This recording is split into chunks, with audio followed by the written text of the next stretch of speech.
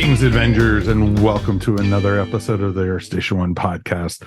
It's time for another Marvel review, and we are looking at Secret Invasion, the new miniseries by the fine folks at the MCU. And it's a mixed bag on this one, folks. I've heard good, I've heard bad. Well, more focused on the bad, but it'll be very interesting to have some very opinionated views by some fine folks here on the show. It's going to be spoilerific, so if you haven't watched it yet, thank God, or in some cases, you will be spoiled. So, folks, let's go ahead and review this one. Got a great crew for it. JD is out of the airlock. Welcome, sir. Hello. Good to have you, my friend. And Jeni Green is back. Hello again. Oh, well, you know, you're a glutton for punishment. You came back for a second episode. This is good. This is really good. And of course, Mr. Mike Gordon, the guy with the eye patch, is here. Howdy. How are you, sir? Only wore an eye patch in my pirate days. Or too much time at Trader Vic's? Sure. Okay. That's good. So, folks, let's jump in with both feet and let's go see what we got with the Secret Invasion. The scrolls are everywhere. Which one of us are real? Which one are not? It'll be fun to find out. Yeah, and as Mike pointed out, this one has gotten some mixed reviews, to be kind, really, on that one. I guess we'll just get started with you, Jenny. What were you expecting? What did you heard? What were your thoughts going into Secret Invasion?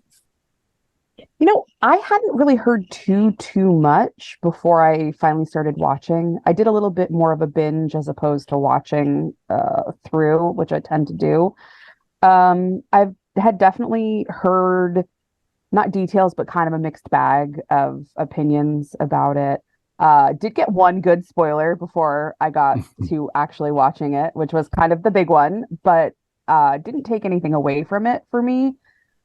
If anything, it made me kind of watch it with a more critical eye, which I liked. But yeah. Now, what is your experience like with the MCU as a whole? Was this something that you were, like I said, this storyline, these characters, were these something that you look forward to as far as watching, Nick Fury and company, or?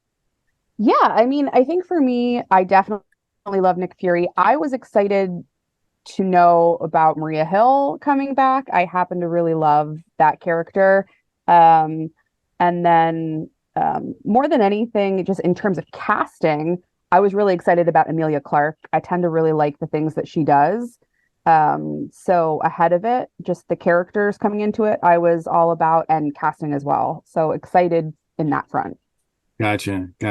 And for those of us, for those of you watching and listening, we will be spoiling the events of all of Secret Invasion from the first to the last episode. So if you do not wish to be spoiled for the show, please tune out now and watch it and then come back, because we're going to do a deep dive, or as deep as we can anyway. JD, what about you? I mean, I know you are a big MCU guy, but how did you feel about this show going in? Well, I don't tend to set a lot of expectations before these shows, because I watched the trailer and I know they're only showing bits and pieces of a couple of episodes. So I never form an opinion based on that. But I was a little biased for this one in the first place, because Nick Fury, I did not become an Avengers fan until I read the Ultimates comics back in the early 2000s. And in the Ultimate Universe, Nick Fury looked a lot like Samuel L. Jackson. And the artist did that on purpose, but they didn't have permission at first. So Samuel L. Jackson was a little taken aback, but then he gave it his blessing because he thought he was just badass to be the face of a comic book. But so when he showed up in Iron Man 2008 as Nick Fury, Samuel L. Jackson is my favorite actor of all time, who became one of my who ended up playing one of my favorite characters. So I was a little biased going into this one. Mm-hmm. In Iron Man 2008, when he popped up in the credits thing, I I I jumped out of my seat. I was like, oh my God, they did it. They actually did something that I never would have guessed. So since then, I've been on board with Nick Fury of the MCU.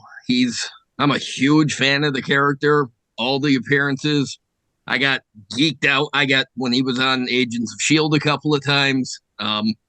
So when this was announced as Secret Invasion Disney Plus show starring Samuel L. Jackson as Nick Fury, I was anticipating it from then on, but I'm biased. So going into it, though, I didn't have any expectations. I know there was a comic book where the storyline was called Secret Invasion. Mm-hmm. I don't think I read it, but I know enough about it to know that this wasn't that. It wasn't replicating that or even connected at all aside of Skrull infiltration. So I didn't really have any expectations, but when I started watching it, I didn't know what I was in for, but I know I was looking forward to it. And I didn't experience a lot of the disappointments across the spectrum people did, but in this first episode, oh yeah, that kind of hurt. So yeah. We'll get to that in a minute. Mike, overall, what were your expectations going in? Because I know that you had familiar with the comic, right? Oh, of course. I read the comics when they came out, and like JD, I also knew of the Ultimates version of Nick Fury, and I think Sam Jackson, relished that role. It's one of his favorite roles. He's come out and said it multiple times that he loves playing Nick Fury. He said he would love to do that, almost for every role he's doing. And it's interesting to see, Sam Jackson is almost 80 years old now. And, and it's hard for him probably to do action scenes and, stuff like that. And so when I found out this was going to be more of a spy thriller and, because they came out almost right away saying, oh, there's not going to be any Avengers in this. There's not going to be a ton of superheroes. And it was more of, the Skrulls are trying to take over and Fury has to take it on. And it was interesting to see that. I, like Jenny, I binged it. I didn't watch it week by week by week. I think I would have been a little more let down week by week by week if I watched it that way. It actually worked better as a binge show. And I liked seeing, Emilia Clarke. I liked seeing, some Ben Mendelsohn is just awesome. He was one of the shining lights in this for me. And, I did love seeing, of course, it was neat to see, some of the other folks. And, you also, my favorite, of course, was Olivia Colman. She was just awesome.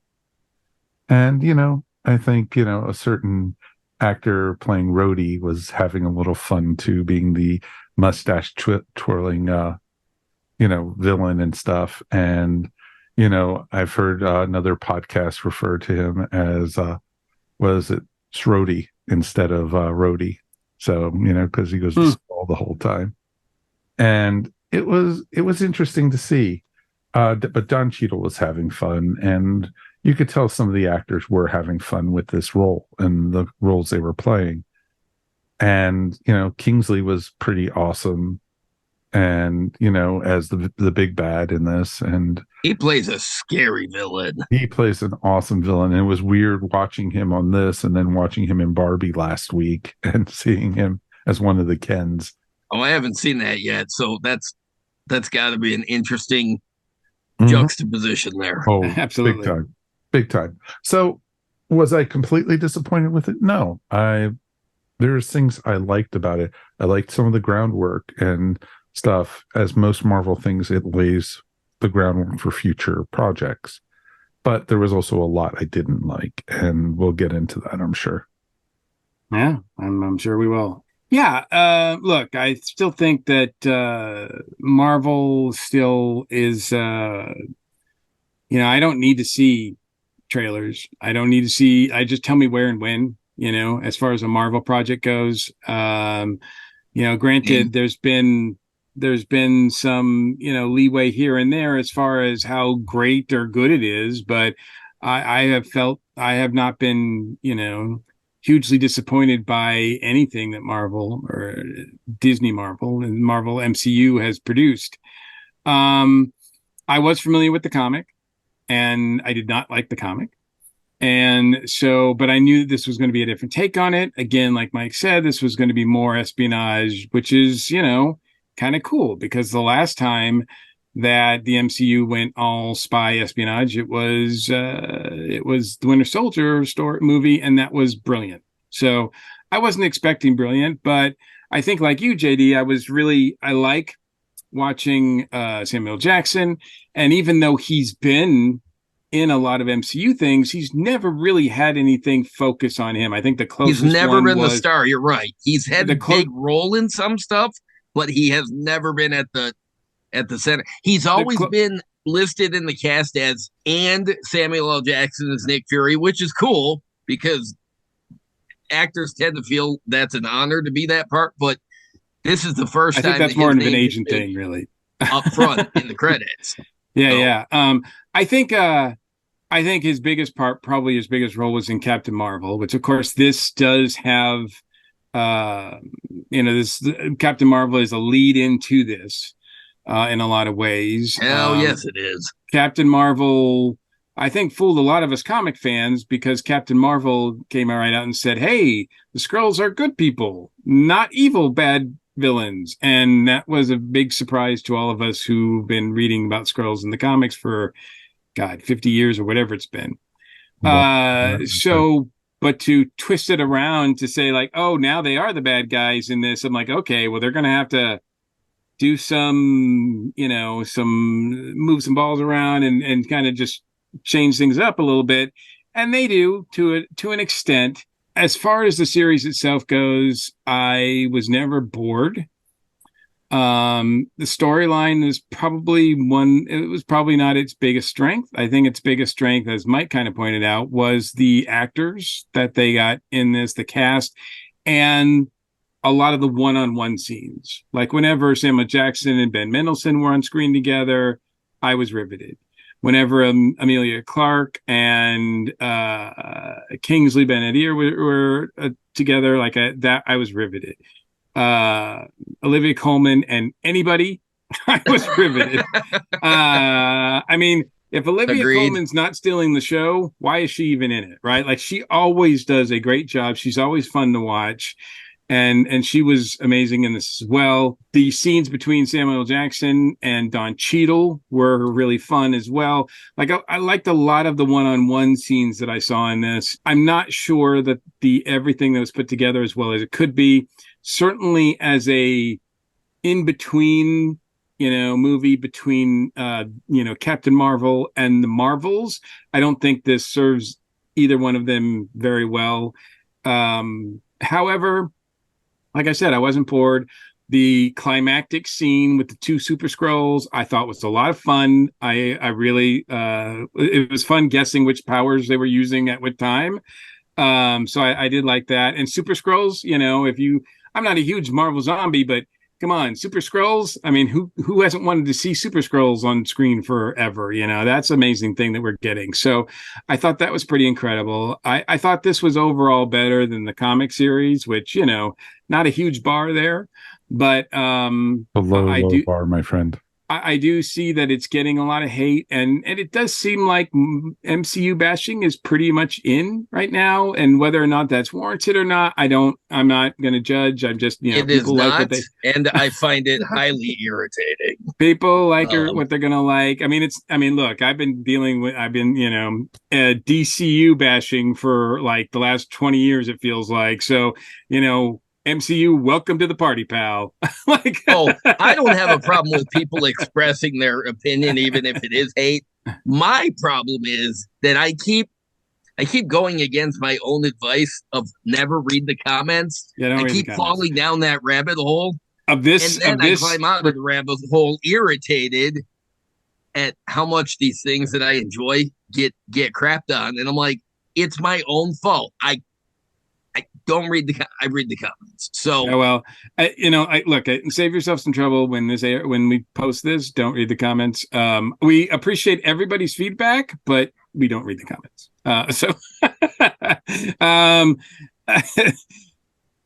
Jenny, let's go back to you for a second. What's something about the series, good or bad, that really resonated with you? I enjoyed, I think, seeing a quote unquote softer side to Nick Fury. I really enjoyed those scenes a lot. Even though they were softer, it wasn't so soft and so vulnerable. It was to me this really beautiful mix of kind of the strength that we expect from Nick Fury, but also a little bit of softness and vulnerability. And I think that's kind of really, you long for that in a character that comes across as just as masculine and as strong and as, as Nick Fury is. So for me, I think that was the really big highlight. And also just the little, Everett Ross, just that little, that drop, the Maria Hill of it all. Those just kind of little blasts from the past were like kind of the secondary thing for me. Yeah, absolutely. I get what you're saying, and it is interesting. We're seeing a broken Fury, and that is kind of interesting. That's not something we're used to seeing because, as is pointed out almost in every episode of the series, he's usually 10 steps ahead of everybody. And in this one, he's falling behind until the very end. Really, the MCU hasn't done a fantastic job of addressing people post blip. We talked about it, Falcon and the Winter Soldier. Fantastic job of it. That was kind of the entire premise of it. But to now focus on another part of that, which him and how he came back from that, and how people may not have always seen the hurt and the pain of people after that. So I think it was an interesting way. Like, we keep glossing over that in MCU projects, and I think that really tied into that well. Yeah, interesting, and sort of revealing that even right before the blip, he was at a crossroads. He was going through some stuff. As a character piece for Fury, I think Jackson had a lot to work with. Like I said, I'm not sure it was completely resolved or handled everywhere very well, but I did, like I said, whenever he was talking to somebody, I was listening. I do think his relationship with his we find out that's his wife, is that right? It's his wife. And that was that Charlene Woodward? Is that right? The actress name, I think. I thought she was amazing, and I thought it was a good move or an interesting move to have him married to or in love with a Skrull, which I don't know if the Fury that we were introduced to 2008, all that, even in Captain Marvel, we would have saw that coming. So I thought that was pretty interesting. You mentioned at the very end of that too, Maria Hill, and I guess we really need to address that because that happens pretty much right away. I think someone dies. I'm putting air quotes there. Someone dies at the end of almost every episode here, but hers is hers last. Hers is a real deal. Any thoughts on how that was handled? I didn't like it at all. I mean, so I think the death works. I just feel like it's a giant waste of Colby Smulders to bring her back and kill her off so fast. She, to me, has just been such an excellent part of the MCU and just in perfect places. And maybe this was her perfect place. I get the why of it. I would have liked more of her. I do. I'll never want less Maria Hill. Yeah. Would have been more powerful, actually, if she would have made it to like the third episode or something like that, instead of at the end of the Don't first. I don't have a lot of complaints about this movie, but I sure do. One of them certainly is Maria Hill. They fridged her. There was Yes. no reason for it. Yep. There was no reason to kill her then. And the way it happened,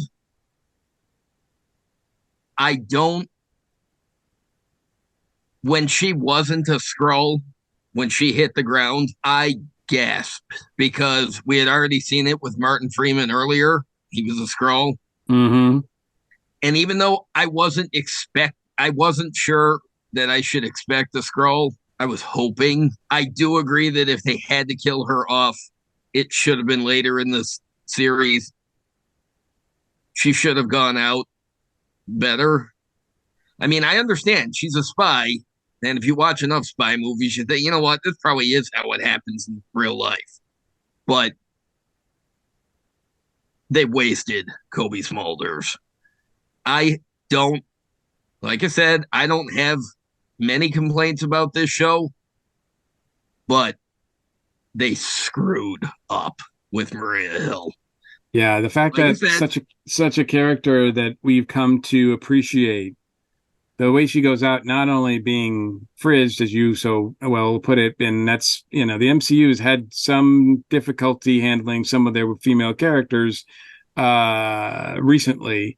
And the fact that her last image is that she sees Fury doing it. Now, whether or not she actually believes that it's Fury doing it or not, still, like, I feel like that character does not deserve that ending. And it's actually really mean-spirited of the writers to put her through that for no apparent reason other than to, quote unquote, motivate somebody who should already be motivated for getting the bad guy. Like, it's not like it added any sort of extra, like, oh, now I really want to get him. Like, no, it's just like it didn't really add anything.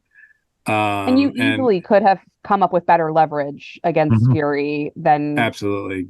And footage I think of him killing Maria Hill. I think it was the third episode, I think, where it looks like we're led to believe that Gaia dies as well.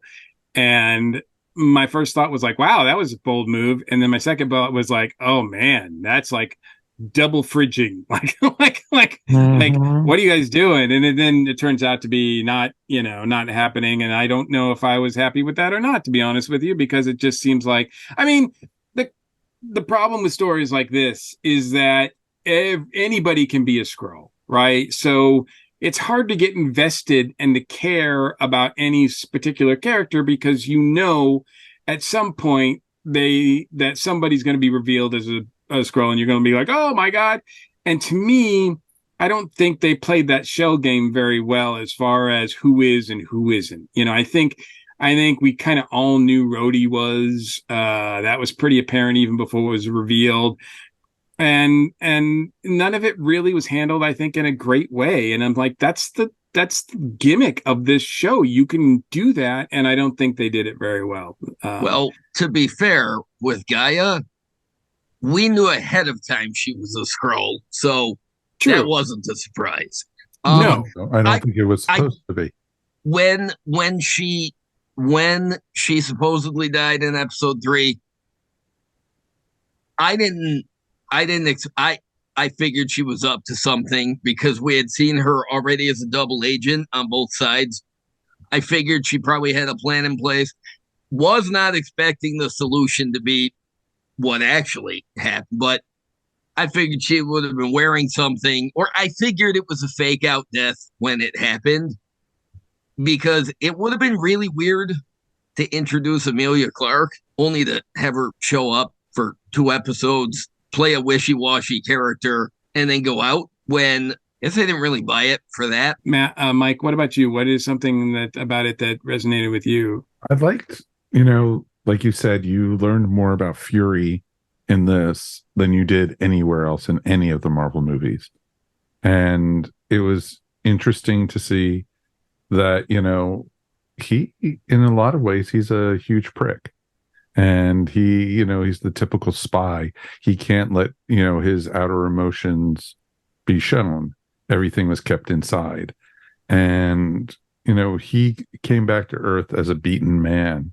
and he had to almost, and during this, it was like he had to find his swagger again and find himself. And he had to sacrifice a lot in the series to do it.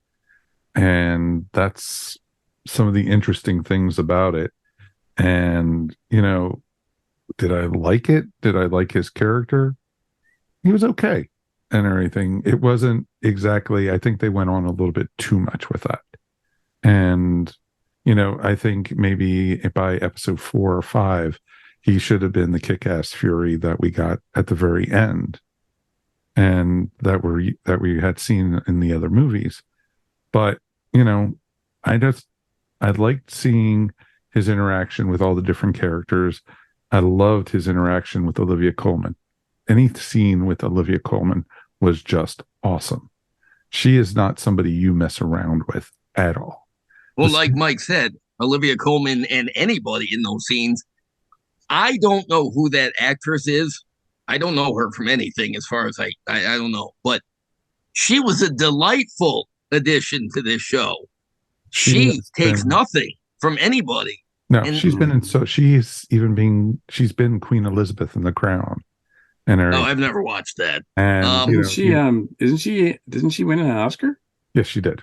Yeah, she's Oscar winner. She's done a ton of stuff. Yeah, she probably had, but she didn't really register with me. But that's cool. That's cool. That's okay. Well, I bet if I see her in other stuff, I'll probably realize. But she was great. I don't know who that character is, but I hope that she's back in the MCU later on after this. I would love to see some sort of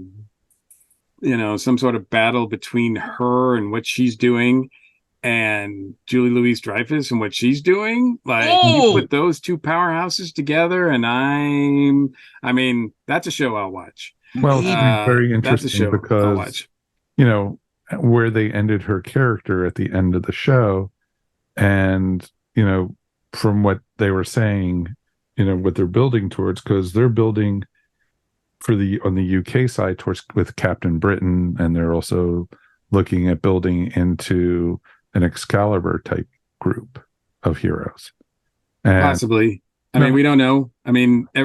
Sure, that could happen, but the only thing that we have to go on is a Blade movie, which just keeps falling on its face. They've already rewritten Blade, and they're not several times. They're not. I don't know why they can't get Blade. They're not doing anything with the Black in it. What if Olivia Colman's character is in the Thunderbolts movie? Because we know the Contessa's there. So what if she's Olivia Colman's good guy counterpart? It would be pretty amazing, like I said, to see those two actresses and characters go at each other. That would be great. Kind of funny, though, if you saw that the Contessa, though, was really a Skrull still. Well, sure, but I don't know. I think they played that card out, to be honest with you. And I don't know if it's really that simple. Oh, absolutely. But nobody wants to see him. No, I think after this, I think the word Skrull, I think MCU people are going to be like, yeah, let's not do.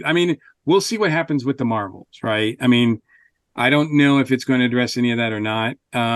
But to your point, Mike, regarding this series, yes, it is cool to get a spotlight on Samuel Jackson and Nick Fury. For the first time, he actually gets a theme song.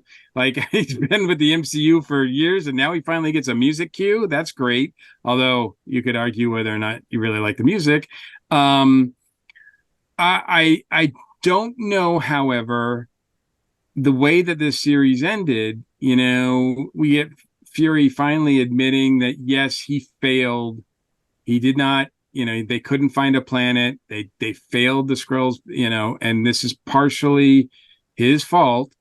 And yet it's not really Fury we get that from. It's actually Gaia in Fury's skin. So we don't actually get that any sort of remorse or anything like that from Fury himself. Instead, he just goes back into space, even though Earth is still in maybe even more chaos than it was in the beginning of this series. Oh, big time. And he's like, left the peace planet out. in Like, fire. you know, He I'm like, basically, ignited a war between the humans and the Skrulls.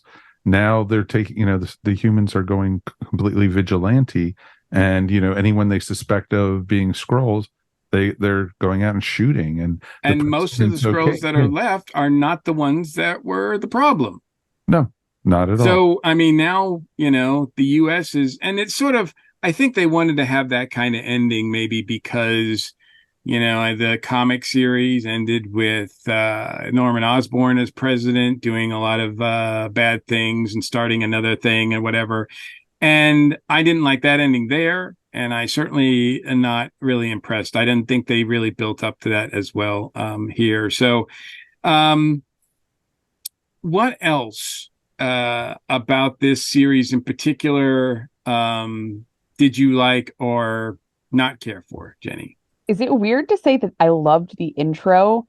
It was too long. Like this is such a weird thing, but it was beautiful. Okay. And that got a lot of backlash. So I'm interested. I'm curious to hear you say that because that got too long. It was really bad timing.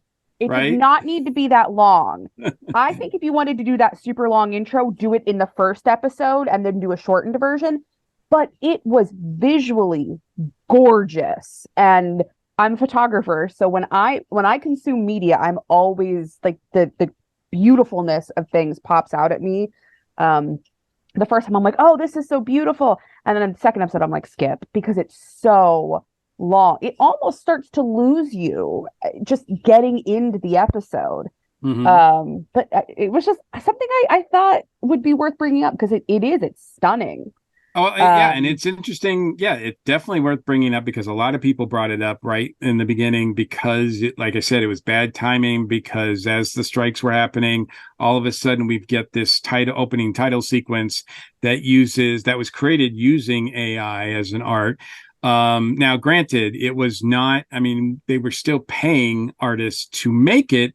It just was, they were using AI as a tool. So it wasn't that as if the MCU was replacing anybody by doing this, but yet it was just bad PR. Those are the places where I feel like if the industry is going to use AI, though, like you said, there were still artists employed in making that. Absolutely. Like if you're going to use AI, that is probably the most acceptable way of doing it. And the producers said their point was that they wanted to create something that was unnerving, that didn't feel quite human because of the theme of the series and everything like that. And I think to that extent it worked. To be honest with you, I thought it was fine. I did not, get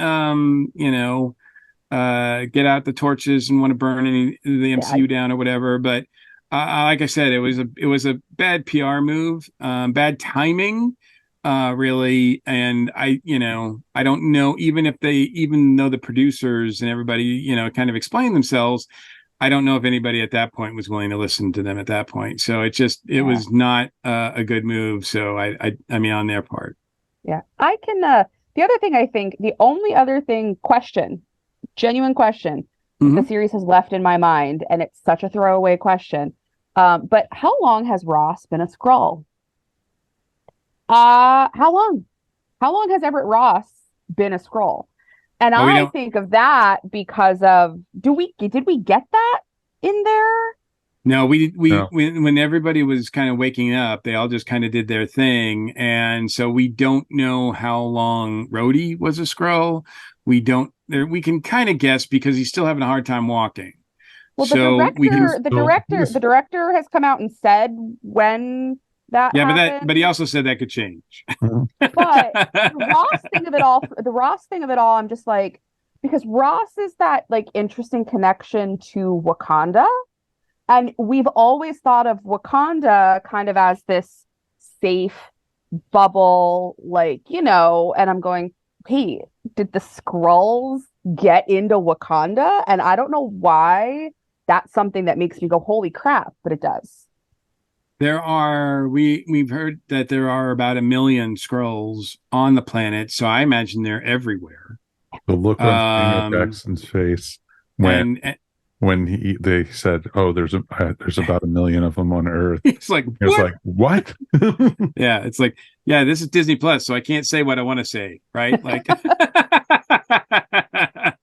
that's what I felt like. I mean, even though I did feel like Samuel Jackson got away with a few things there, but that were colorful. But yeah, I don't know if we'll know. It's a good question. My guess is right now that he was taken after the events of what happened. I mean, because so who liberated him, et cetera, et cetera. I don't know if we know the answers to that. We might, but I don't know. I mean, I don't know if it makes any difference really to me, because it doesn't like he did. It's not like in the last time we saw him, he did anything that was not Ross-like. Fair. I didn't give that any consideration. How long has Ross been a Skrull? But now that you say that, if he was replaced after the events of Wakanda Forever, because isn't that where we find out that the Contessa is his ex-wife and they don't like each other? Yes. It's possible that if he became a Skrull after that movie, it's because maybe she volunteered him without his knowledge that, oh, you need to replace somebody. Hey, replace that guy. Never mentioning that, oh, that's my ex-husband and he's a jackass. I could see her doing something like that. Sure. That would be kind of fun. And to your point too, I think, Jenny, you pointed this out too. I mean, it's cool seeing Martin Freeman, especially that opening sequence with him. It's such a short scene, and I can't remember the name of the actor who he's working out with, but it's just a fun sequence. And right off the bat, I was like, wow, this series is going to be kind of fun. Like I said, I really like the performances and the one-on-ones with all these actors, but I will say that the overall storyline, and especially getting us from, any sort of, like, a lot of these series, my understanding was that either they were supposed to stand on their own, which is fine, or they were also, going to be lead-ins to movies. And to be honest with you, I think the MCU has done a terrible job at having most of these series, even the really good ones like Loki, WandaVision. I think they've been terrible lead-ins to movies. Heck, Sam Raimi said he never even watched or cared about WandaVision when he made Doctor Strange. How is that, working together on a combined universe? How is that helping anybody?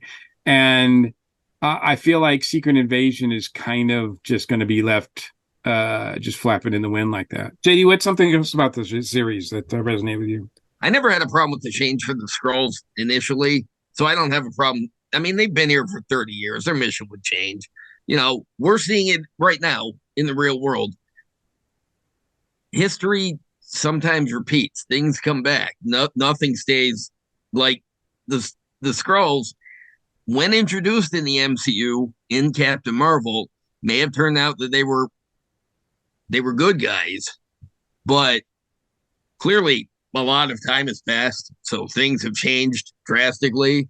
I kind of wish that more of the Skrulls, I wish there had been an extra episode for this show, a little bit more, so that they could deal with like the end of this. But in the ensuing episodes, we got to see the Skrulls mostly as humans. Sometimes we found out their Skrull names. We didn't actually get to see them as Skrulls. So it was hard to feel bad for them. Like when Gravik was killing off the other Skrulls and, going a little... I couldn't connect with that because they go to this hideout, this camp in this old, nuke factory or whatever, because they want to live in their own skins, but we don't see them as Skrulls. They're just humans walking around the compound.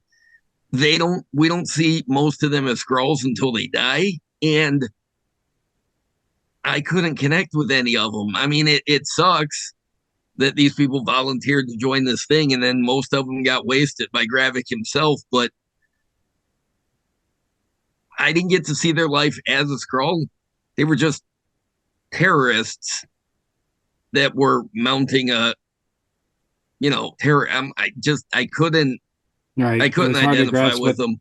I Yeah. was No, I very get it. much on the side of the Skrulls and Captain Marvel, but I mean, I wouldn't have been on their side as bad guys anyways, but there was no chance for me to even be wishy washy and think maybe I could sympathize because they were literally actors with faces that were treated like nameless, cannon Red shirts. fodder. They're the cannon fodder. Yeah, red shirts or background really. Um, Mike, what about you? What's something else about the series, good or bad, that you want to mention here? Oh, it just felt rushed. It felt like there were so many plot lines started, and there were some really good plot lines started, but they just went nowhere or they were wrapped up way, way too quick. And that was one of the things I didn't like about it. It was more of you had these characters, that you started finding interesting, and then the whole super soldier battle at the end with the super scrolls. It's like, oh, let's do the modern trope in Marvel. There's a secret formula that everybody, gains powers from and everything. It's either the super soldier serum or now it's what they called it, the helix or something like that, whatever they called it, that, had all the DNA of, all the characters. I thought it was stupid. I liked, that the battle. The harvest, that was it. But it was just dumb. Why, it's great to show, because the Super Scroll was from old time Fantastic Four. And, when he replicated their powers, a body part became like the Thing's arm, or, Mr. Fantastics or the Human Torches. But this was just, to show that it was Drax's arm. It had Drax's arm with the tattoos all over it that he did. And it was weird seeing, poor Amelia Clark having the Abomination's arms or something. It's like, well, she's getting paid a lot of money, so we got to make sure her face stays the same. And it was kind of dumb.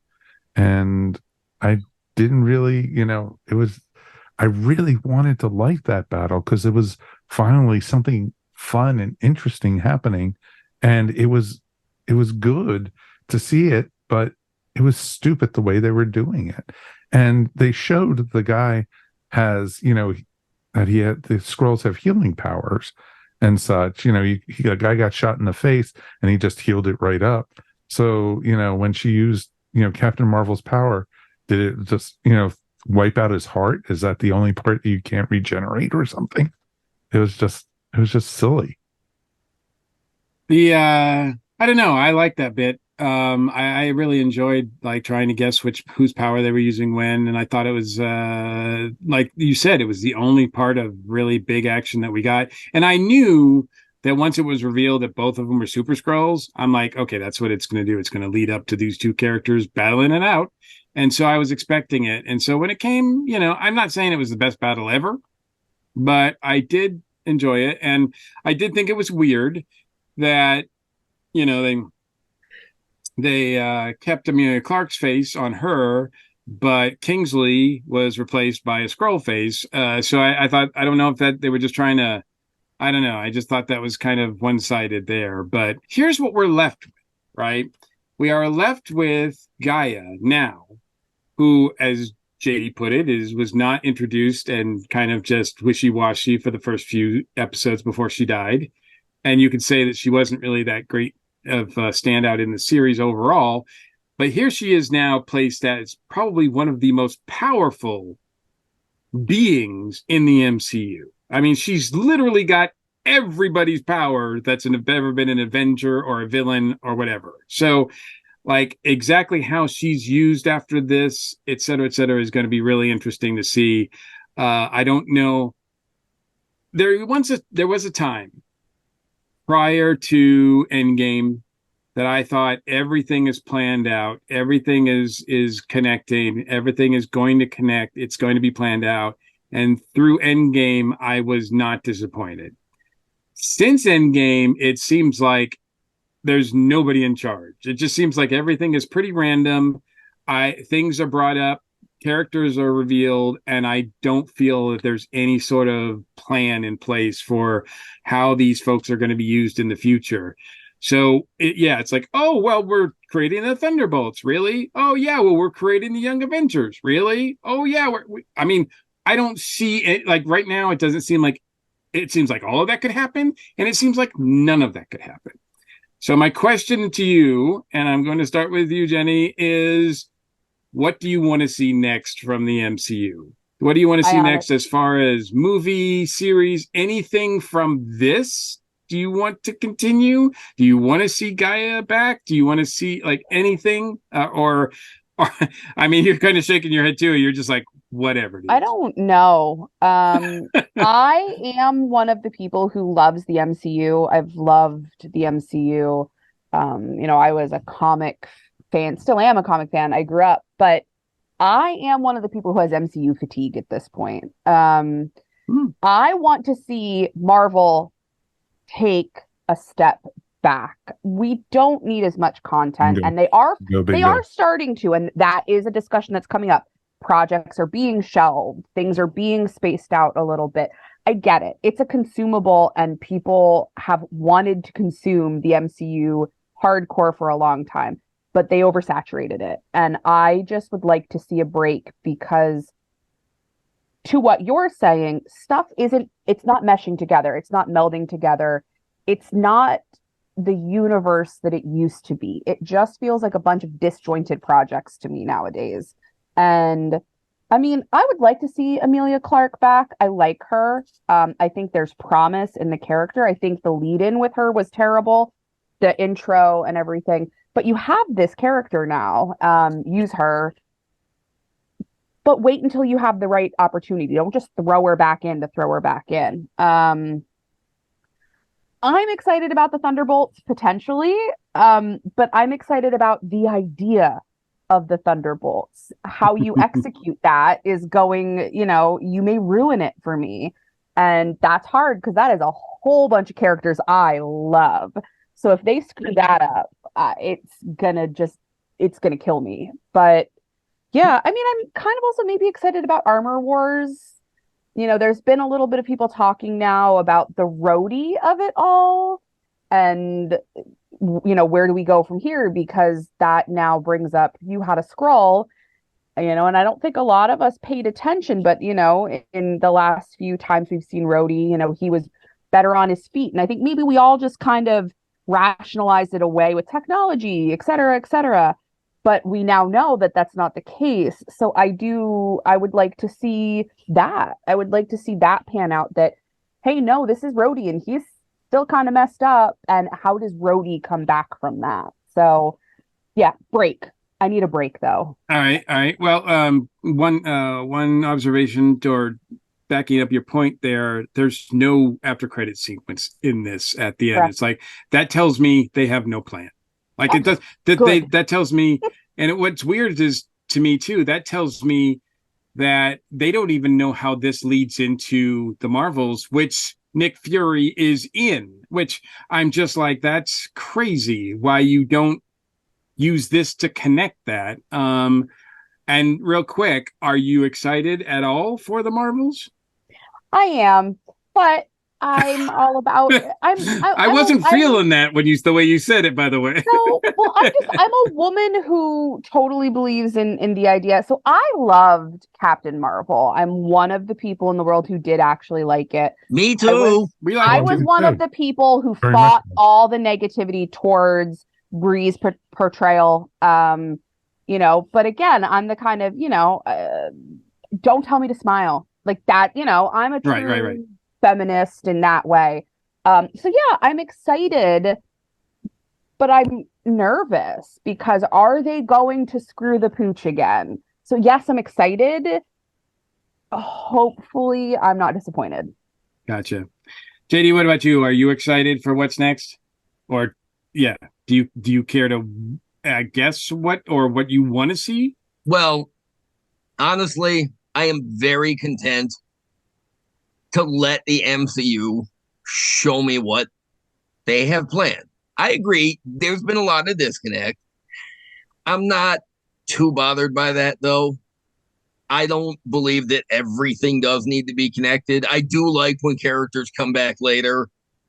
That'll be very interesting to watch Captain America New World Order, because all the characters from The Incredible Hulk are going to be there. I feel like Sam Wilson and who's the kid that's playing Falcon in it? The kid that was Torres, Joaquin yeah. Torres. I feel like they're going to be sitting there saying, "Who are these people? These are not our villains. We don't have any of Cap's villains." But I'm very content to let them show me what they're going to show me. I'm not going to predict anything. I'm not worried about it. Okay. I love the Captain Marvel movie. It's in my top 5 of the MCU. I've seen it many, many, many times. I will watch it many, many more times. Any character connected to that movie that shows up later and stuff, Gaia. I was excited when Talos' daughter as a Skrull showed up at the end of WandaVision. I'm very excited about Monica Rambeau and the Marvels. I'm so excited about the Marvels. I sent Mike a message the other day to ask, is it too early to ask for the guest spot for the Marvels episode of ESO? I adore that movie. I can't wait for the Marvels. But now that he's been on this episode, he lost that chance, so it's okay. Damn it. But I'm not hung up on what they're going to do or not. I don't have Marvel fatigue, but that's because, honestly, I'm just along for the ride. I like to enjoy. It's very hard for them to disappoint me. They have Iron Man 3. Mike, what about you? What do you feel? How do you feel about the MCU, the future of the MCU, particularly anything that comes out of this? And what about the Marvels? First time ever, I'm actually worried about the MCU. And I think they spread themselves too thin. I think they put themselves out there by putting stuff out on TV and rushing it out there. And I feel like the last 2 phases of the MCU, they don't have any idea what they're doing. It feels like let's just put this character out there. Let's put this character. Oh, we want to bring out She-Hulk. We want to bring out Moon Knight. We want to bring out Shang-Chi. We want to bring out the Eternals. And most of those movies, I went in with really open mind. And the same thing with the TV shows. And I enjoyed them. I didn't hate them. This is the first project I'm actually starting to get worried. So much so, I watched the trailer for Loki today, and it looks great and everything. But with the record that Marvel has right now, I'm worried. I really am. I'm worried about the Marvels. I'm worried about Thunderbolts. I'm pretty much, going forward. What about Daredevil? What do you think? Well, how they do them and everything. It'll be real interesting to see what they do. And that's the thing. I love the characters. I loved what they did with Daredevil. I even liked what they did with Daredevil and She-Hulk. I thought that was fun. Matt Murdock did the Walk of Shame. Of course he did. And it was awesome. But the thing is with it, in all truth, this is the first time I'm not so sure that Marvel is as in good hands as I thought they were. That maybe they need to have some helping hands, or maybe it's time to reassess things and see where they go. And you know what? Yeah, Marvel's looks great. Marvel's looks awesome, but it's not it. It's not, this is not going to be the saving grace. Because, man, if that's the saving grace for Marvel's in a lot more trouble than we thought. So. Regarding Secret Invasion and the future of the MCU, I will say that Mike, you sound a lot like Bob Iger. So I guess I don't know if that's a good or bad thing, but you sound almost like word for word exactly what he was saying about the MCU. So your concerns are being noted at the highest level at Disney. Look, in my mind, I will say this. In my mind, if Secret Invasion is the worst thing that's ever happened in the MCU, then they're fine. Like, they're fine. I mean, I think there's so much things that I like. I watched all those seasons of Agents of S.H.I.E.L.D. Secret Invasion, I would put above Agents of S.H.I.E.L.D. any day of the week. And I know that might cause some controversy out there. Like I said, I already feel like Secret Invasion was better than the comic that it was based on. So do I think Secret Invasion is the worst thing ever that Marvel's produced?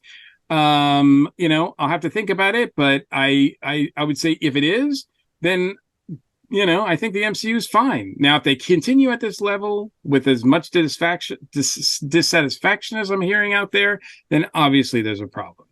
Do I think that the Marvels is going to, quote unquote, save the MCU? Man, I don't want to put that on that movie because that looks like a lot of fun.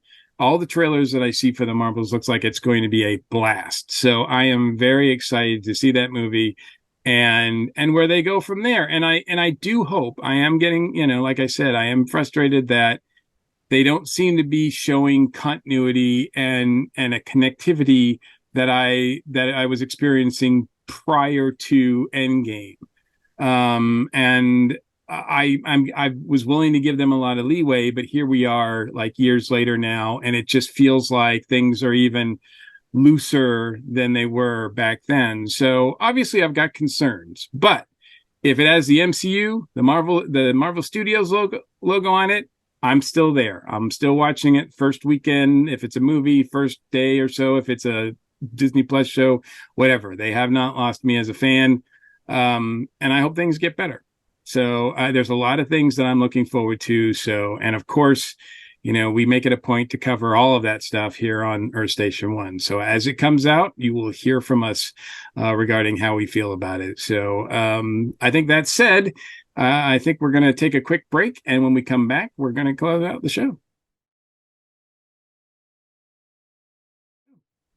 Okay, YouTube folks, this is our part where we get to talk all about the fun stuff that we didn't hit on the show.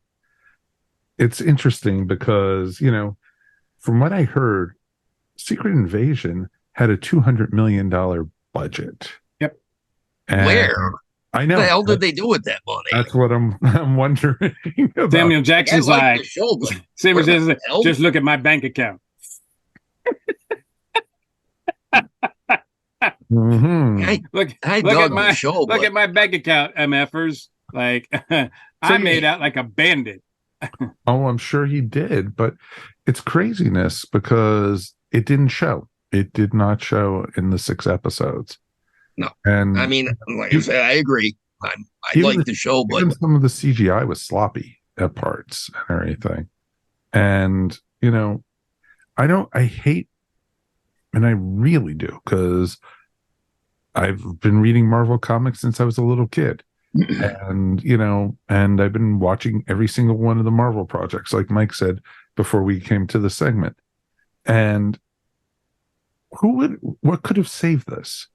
If they would have had Thor pop in, or if they would have had Falcon and Winter Soldier or something, could that have saved the show? A better script would have saved this. You could have had the exact same characters, same actors, same everything. Just a better script would have saved this. I think you don't need to bring the Avengers in it or anything like that. Yeah, they don't. I watch a lot of YouTube content, like reactions and stuff, and people always say, "Oh, I hope they bring in so and so," and I'm like, "Why? I don't." Small scale is okay sometimes, but yeah, I don't know what was in this show. It would have scaled it. I mean, if you want Thor in this, it would have cost like $300 million. No, I don't disagree with that, Mikey, at all.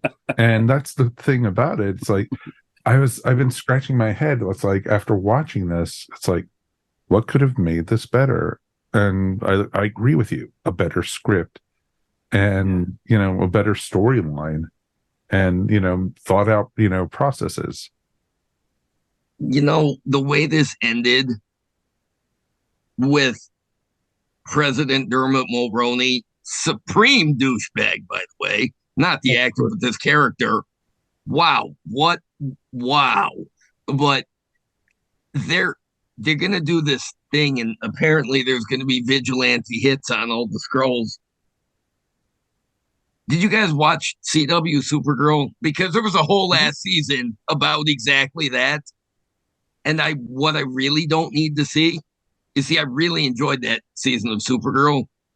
I don't need to see the MCU version of a Supergirl plotline where extremist vigilantes are hunting down aliens. I don't think we're going to get it. I think it's going to be one of those things that there's going to be no payoff on.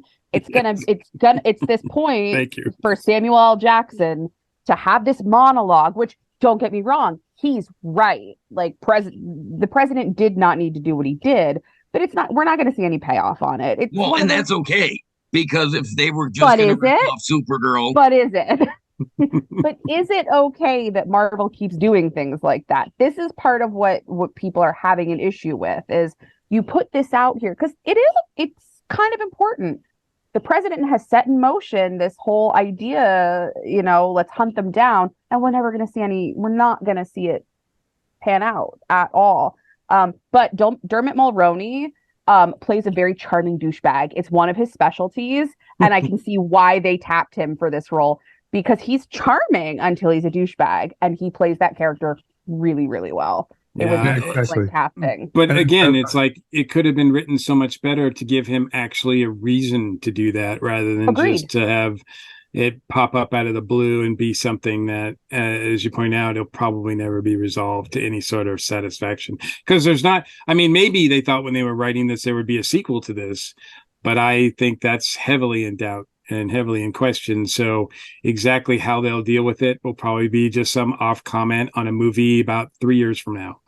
Oh, you remember that old Skrull invasion thing? Yeah, remember that? Yeah. And it's interesting too, because I went into this, and it was the first Marvel thing also that we didn't watch as weekly, when it aired, and I didn't listen to people and everything. Just seeing the trailer, seeing what and everything, it was just like, I'll catch up onto it because I know we're going to be reviewing it for the podcast. And that's pretty much the main reason I even watched it. There was just no excitement. And, I guess that for me, that was remembering the comic book, like you had said, Mike. So I'm glad it wasn't that. No, yes. So. But, look, mileage may vary on that. Well, exactly. And, each one of us has their own opinion on it and everything. But you know what? There's other fun stuff coming on TV. And the trailer for Loki looks amazing. I haven't watched it. I haven't watched the trailer yet either. Oh. I'm kind of like I said, I don't need trailers. I don't need, just tell me where and when. I'm there. Yeah, I'm kind of the same way. I don't always prioritize it. Unless it's for the Marvels or something I'm already looking forward to. But the trailer will just be stuff from the first 2 episodes, and then they'll make all twisty turns in episode 3, and they won't be in the trailer anyway. So I'll be curious. As long as Loki or Tom Hiddleston still having fun as Loki, and Owen Wilson still gets to be Owen Wilson. Owen Wilson is Owen Wilson in every project he did. and then it's going to be decent. I wasn't disappointed with the first season. Some people were, but I'm curious about this. And Sylvie's great. So, I didn't know who she was before that show. So, more of that, cool.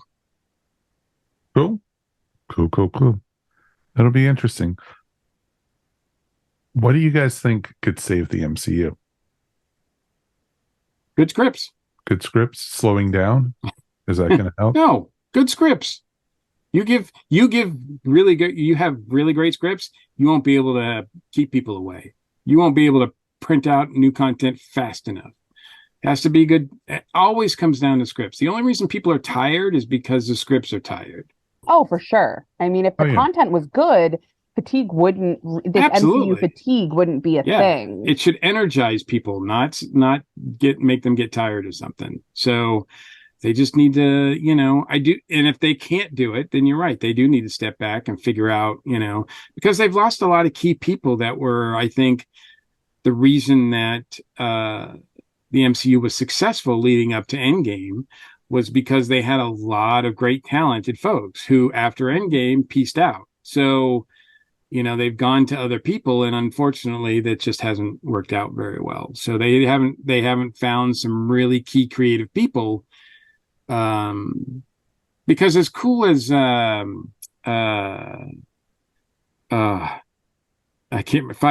is, he's not the main he's not a main creative force. He's really good at making sure and overseeing things, but as far as being the main creative force, he's not that guy. So you need some major creative forces involved.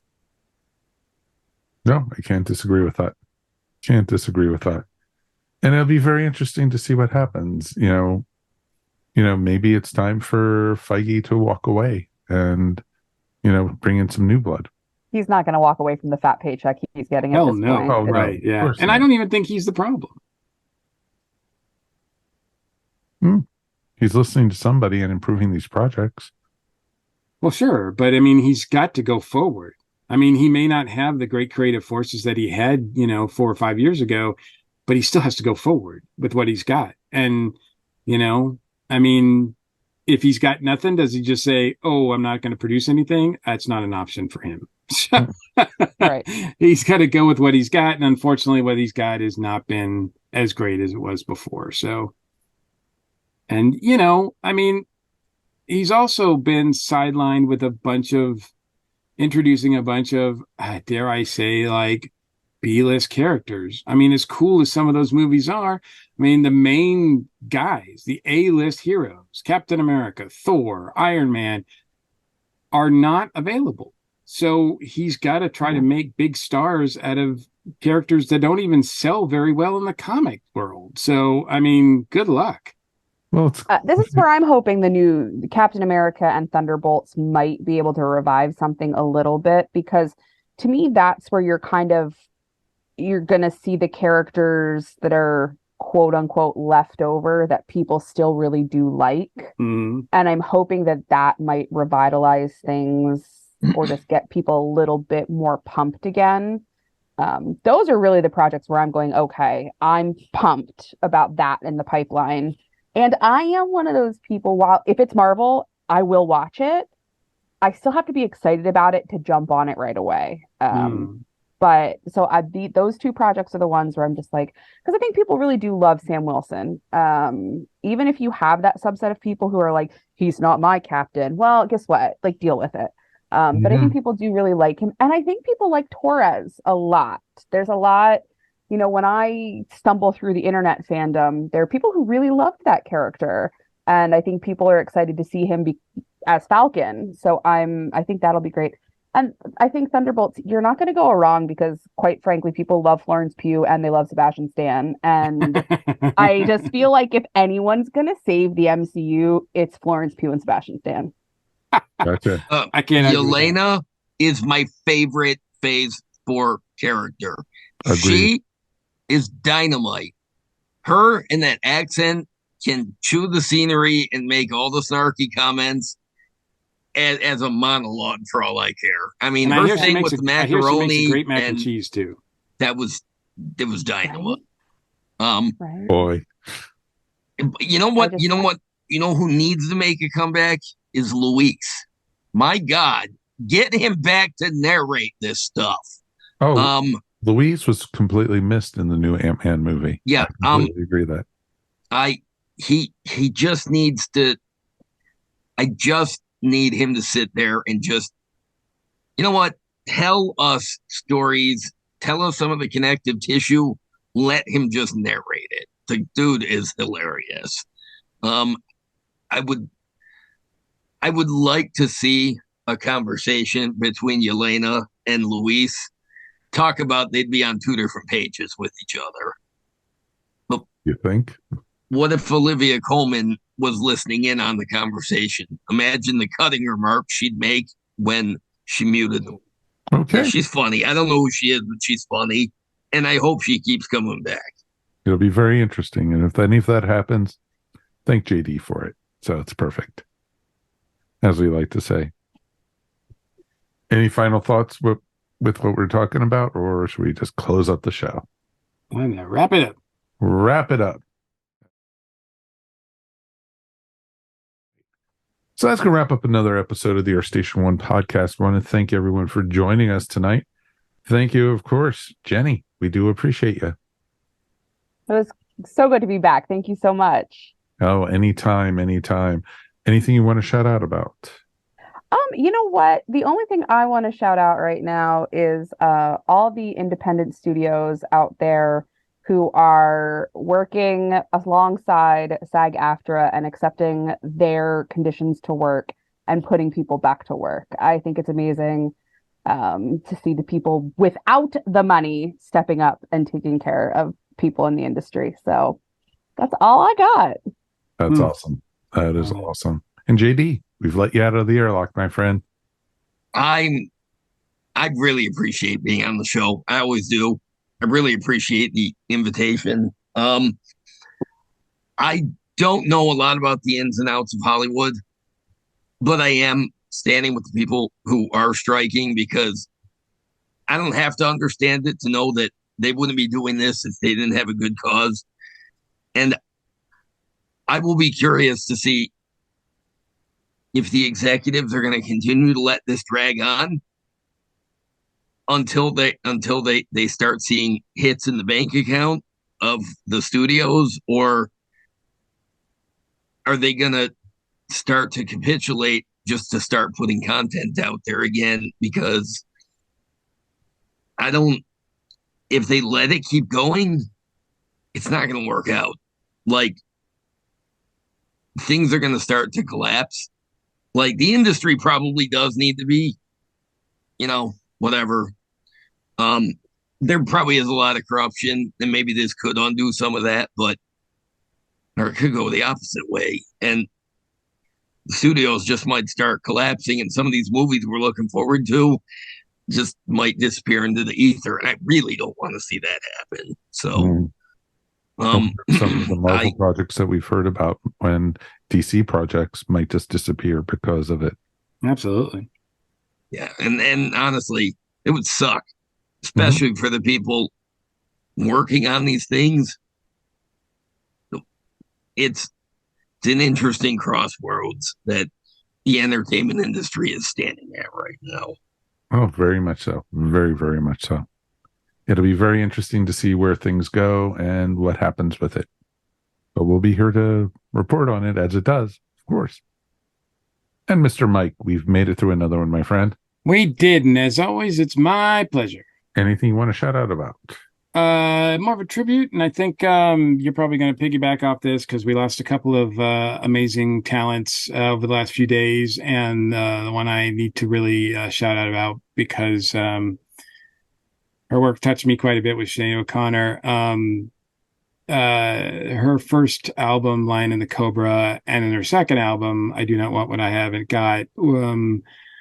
I can't even fathom how many times I played those records. And I was first attracted to her voice first and foremost. And man, it was so incredible. Her music was so amazing. She wrote a lot of the material herself. She was a very unique voice. And yes, she got into some trouble. That voice of hers got her into some trouble on multiple occasions. I feel like a lot of times she was mistreated by so many people, and it was unfortunate what happened with her career, as well as ultimately what happened with her. So she experienced a lot of tragedy in her life, and something that nobody deserves.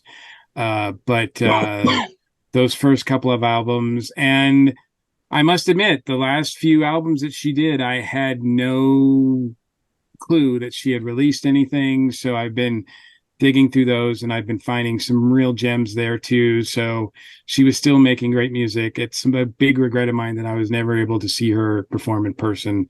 But yeah, she was a very unique voice, very unique talent, and I was sorry that to see her go. The day she passed, there was a documentary made about Sinead O'Connor called Nothing Compares, and it's available on Paramount Plus.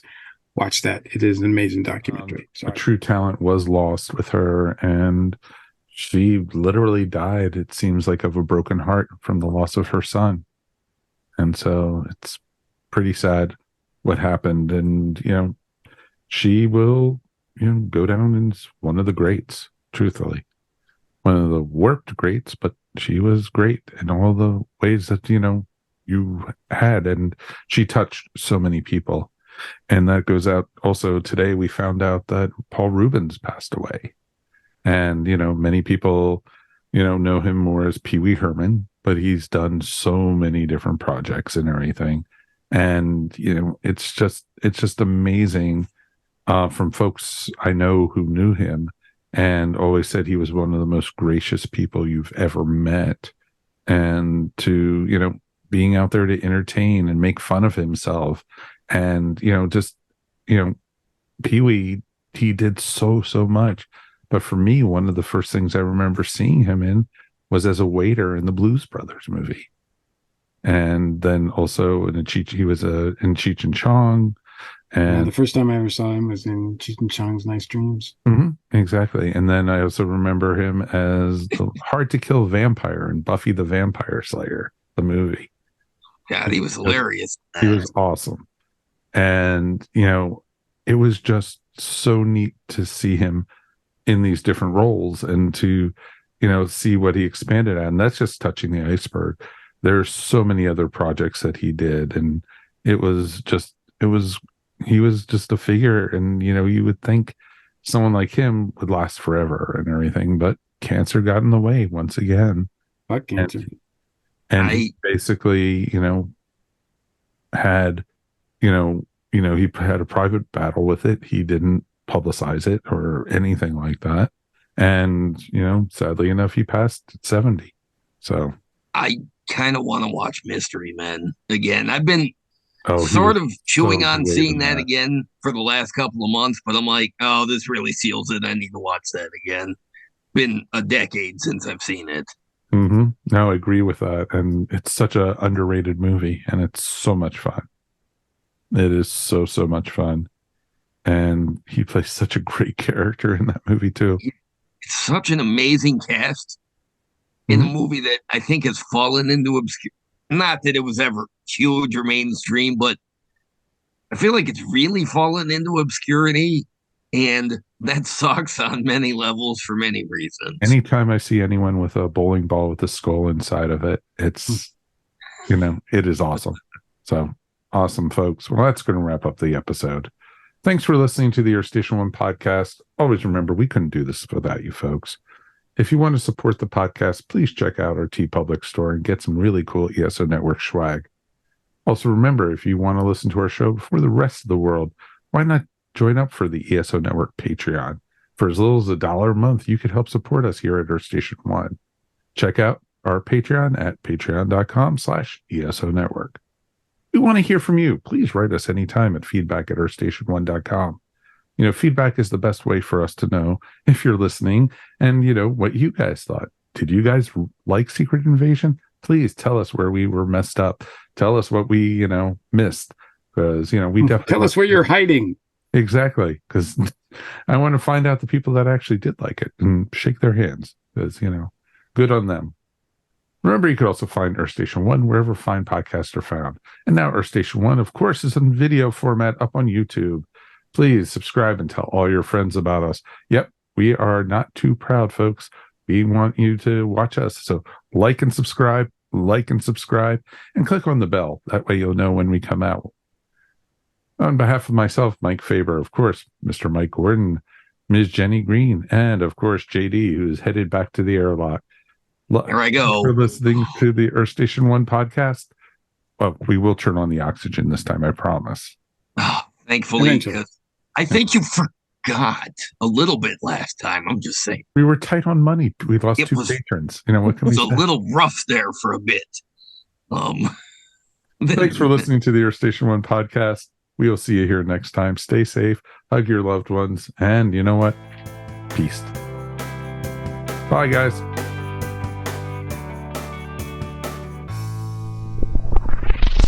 You're listening to the ESO Network, your station for all things geek.